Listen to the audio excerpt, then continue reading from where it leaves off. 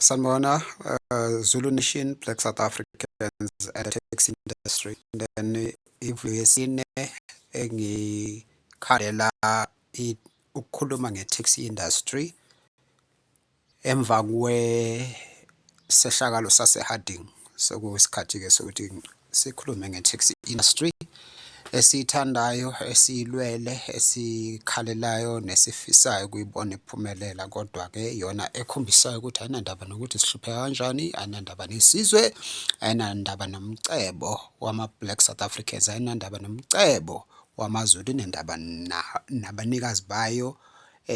Ukuthi bahlangana ney'gebengu zomhlaba, ukudicilelela abantu bakubo phansi, abanendaba. So kubuhlungu ukukubona lokho, ngoba sasethembile ukuthi i-industry izohlakanipha ukuthi izibone ukuthi uNkulunkulu angayisebenzisa ukubuyisa umnotho wabantu wamaZulu nama-Black South Africans ukuthi ubuyele kuthina, kodwa-ke abakuboni lokho.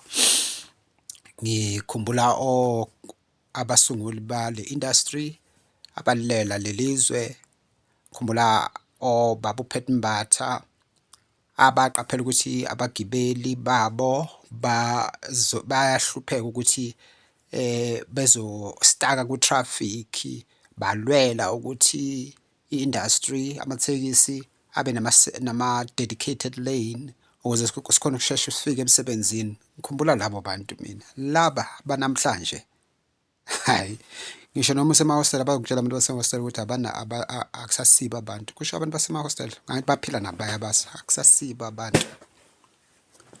Ama-taxi owner, taxi operators, they're no longer human beings. Abasesibo abantu. Kubuhlungu ukuqaphela lokho ngoba abantu esibadinga kakhulu, especially kulesikhathi samanje kule mpi esibhekene nayo. Kodwa-ke othembela kubantu uqalekisiwe. Ithemba lethu likuJehova. Mabenqume ukuba sohlangothini lwezitha, uJesu Kristu umnikazi wempi uzosinqobela okwabo. Izwe lethu lona sizolilwela. And then bese ngithi mina sengigoqa le video nazi ukuthi uhulumeni lona imvotelayo uyaleyo ANC yenu, ngoba ngizibuza bebona ama-taxi afaka amabhena we-ANC mawuhamba lapha ku-Diepkloof ngithi hey, anyway laba base-Diepkloof ngeke ubathini vele akusibo abaqala kwaleyo taxi industry. I-taxi industry yaqalwa eSinawane iSoweto Taxi Association. So iSinawane sinomlando, but naso iSinawane sesibhayizile ngoba sekunomoya nje ukuzonda amaZulu eSinawane engawu-understand, and azondwa na amaZulu, umhlolo nje oxakile ukuthi kwenzakalani ngempela, mina ngi-understand. Anyway, so i-reality isekutheni uhulumeni we-ANC ne-DA bakhonela ukuthi bazoqeda i-taxi industry. Uhlelo lwakhona lu-slow. Abayifuni into ephethwe abantu abamnyama futhi angeke bayifune. So ngale kwalokho uhlelo olufakwa ngenkani, njengoba kufakwa lama-foreigner afakwa ngenkani, njengoba kucindezelwa isonto, amasonto nge-CRL kwenziwa ngenkani nalokho, njengoba kubulawa isizwe samaZulu kwenziwa ngenkani. Uhlelo olulodwa lolo, angithi nina niboni. So mina ngiyanazisa ukuthi i-plan eyodwa, igama layo internationally liyaziwa, i-NWO, New World Order. So kwi-New World Order njengoba befuna nokusifuqa ama-digital ID, njengoba babenza leya test yabo ka-2020, alright, yaleya COVID esinyamalele ongayazi ukuthi isishonephi, selokhu sanqaba-ke thina abanye uku-vaccinate ngoba sanikhuze ukuthi ninga-vaccinate, nangalalela. And then now nalokhu ke kwe-taxi industry, i-taxi industry bazoyiqeda, kulungeni ngasilweli, kodwa yona yopha ngeke nibenze next. Angeke nibenze next. Now bafaka ama-BRT phambi kwenu benzeni. Dubule abantu abawu-2 ababili nabathathu, and then yimpi leyo banihlulile. I-BRT ya-operator, i-BRT ya-operator banihlulile. Uhulumeni onihlulile. Now buka uNhlanhla Mkhwanazi ufikile ezorepresenta uhulumeni wanitshela amagama amabili nabathathu wabeqedile ngani. Ngiyathola So nimandla kuthina nihlulwa abantu okuyibona abayizitha zenu abaniqeda ngamabomu.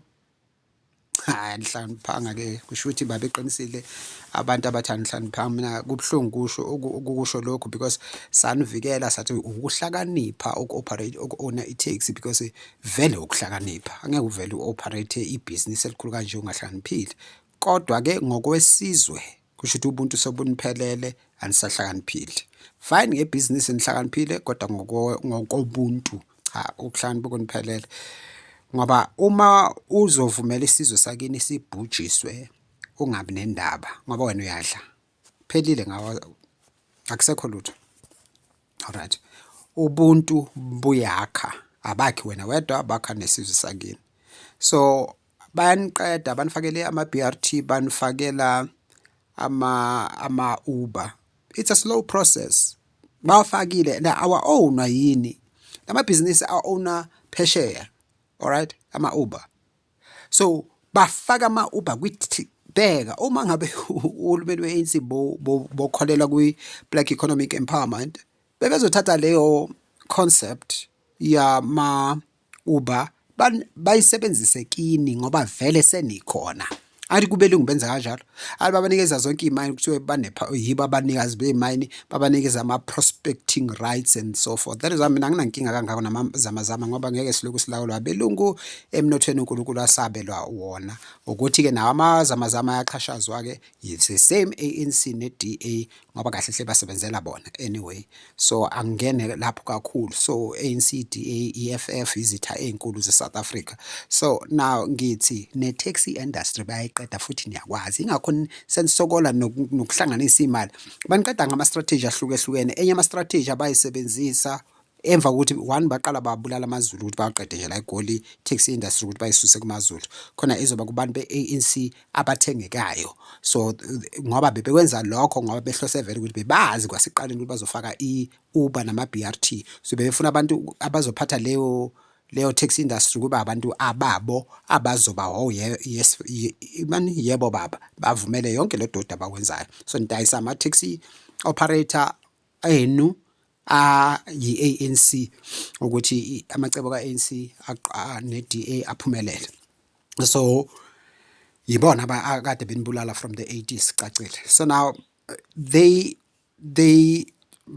signed bavuma ama-BRT angithi bonina lapha e-Alexander bayababulala lo akithi wase-Bergville angithi and then emva bambulala ngaze sokuba ne-announcement within 2 weeks ebulewe yokuthi ngathi sekuzofaka i-BRT e-Alexander ngathi bebembulalela lokho. Alright, okay bengidlula nalapho uzongizwa ukuthi ngithini.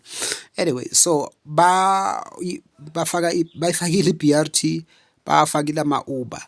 Abelungu babanikeza ama-prospecting rights ngoba kuthiwa bane-experience ye-mining industry kodwa nina banikezi ama-Uber rights ngoba sene-experience ku-taxi industry. Anikuboni konke lokho ukuthi le nto abelungu abathenga lelizwe ku-ANC kwi-exile behind. You don't see that. It's called the New World Order. I-New World Order ifakwa ngamabomu ngoba kuzofaka nama-digital ID engizonikhuza ukuthi nomuntu oyedwa ningayithathi i-digital ID ninqabe. Akekho umuntu ofanele athathe lowo dodi. Alright, sizweni ke nisilalele nathi siyazazi izinto esikhuluma ngazo nina ngithi anizazi. So salani senda athi umuntu uma into engayazi ulalela lo oyaziyo. Masiya esikoleni solalela othisha ngoba yibona abaziyo. Masiya kadokotela siyolalela udokotela ngoba udokotela uyena owaziyo. Masiya esontweni solalela abefundisi nama-minister kaJesu esontweni ngoba yibona abazi kangcono. So sikhuliswe kanjalo. So nathi-ke sinamakhono eningenawo silaleleni ake nizwe. So basifake ngamabomu lezi zinto lezo, but they are phasing you out. They want you to come to an end.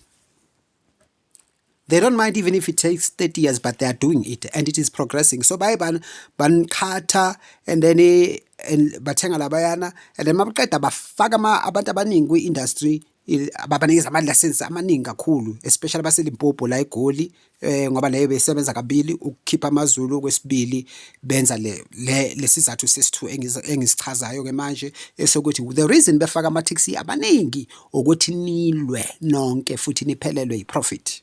It is deliberate. Angijabona noma kwenza amabhizinisi bungeke ube nesitolo zilandelana kanje unless i-cluster ekuthiwe indawo yezitolo, but bezingeke zibe the way zingakhona namhlanje zenziwe kanje namhlanje ukuze kuwiswe umnotho wabantu abamnyama njengoba befaka namasobala naleyo futhi kusase same NWO agenda. So why bengabawisa belungu? Ababawisa belungu bawisa nina i-ANC leni ivotela ubona ukuthi abateksi afaka abafleka we-ANC Claremont ngithi hey laba yidom, hayi ubudom lobu angeke uzovotela i-ANC ube i-ANC uma if you care about your taxi industry ngeke uvotele i-ANC ngeke uyivotele i-DA. Unfortunately ne-IFP seyibajoyinile-ke nayo naya iku-GNU ngeke uyithembeke kwayona. Alright, so angazi-ke ingcono nizame i-ATM Action SA, hayi uyiphice uMcKenzie. Action SA, ATM nizivotele nathi abazalwane be-SCDP kanjalo ivotele lawo ma-organization. IFP ikabili bakhona ba-right kodwa hey sokonakele lapha phezulu kunabadayisi abaningi laphaya upstairs laba bafake inkatha ukuthi abangane-DA ne-ANC zitha zakudala zabantu abamnyama namaZulu. Anyway bengidlula nalapho ngithi-ke qaphelani vele bayayiqeda and bazoyiqeda. So maningasilweli sisizwe bazoniqeda and ngeke nimenze next. Angeke nibenze bavele benihlulile kuyimanje. So nibhalanse ngenxa yesizwe lesi enisidelelayo. Njengamanje njengoba silwa nama-foreigner kufanele nilwe nani silwe nama-foreigner siwaxoshe. Abubani abazogibela amatekisini ezokhishela abantu abamnyama laba bewagibela eqaleni athi yithi esizoqashwa emsebenzini yithi esobuyela kulawo ma-flat ithini esizohlala kulezo ndawo sibuyisela abantu bakithi kwindawo zabo kwimisebenzi yabo bazogibela lawo matekisi enu. Ho anyway, so ma besiqeda thina nani kuphelile ngani ngeke nisurvive ngaphandle kwethu. So yilwani isisekeleni empini yokuchitha abantu bokuhamba. Noma ngabe nilahlekelwa imali okwamanje angithi nangu 2020 yanilahlekelwa. Awani ngambhomanga uhulumeni make nihlalisa for i-COVID and beningayiboni athi navuma ukuhlala. So lana ke into ebonakalayo niyababona abantu bakini bayahlushekiswa. So into yokulwelwa ke le. So ilwani ke nisilekelele ekulweni ekudriving all these illegal black foreigners out ukuze abantu bakithi babuyele kulawa ma-flat ase-Rosettenville, Uval kuzo zonke lezo ndawo babuyele ematafuleni nabo okudayisa and everything ngenhlanzeko ngokwakha umnotho wezizwe zabantu abamnyama bakithi. Kodwa maningakwenzi le NWO eshaya umhlaba wonke nani izonifica futhi mabeqede ngamaZulu anisiyasi next ke nina. Ngiyabonga.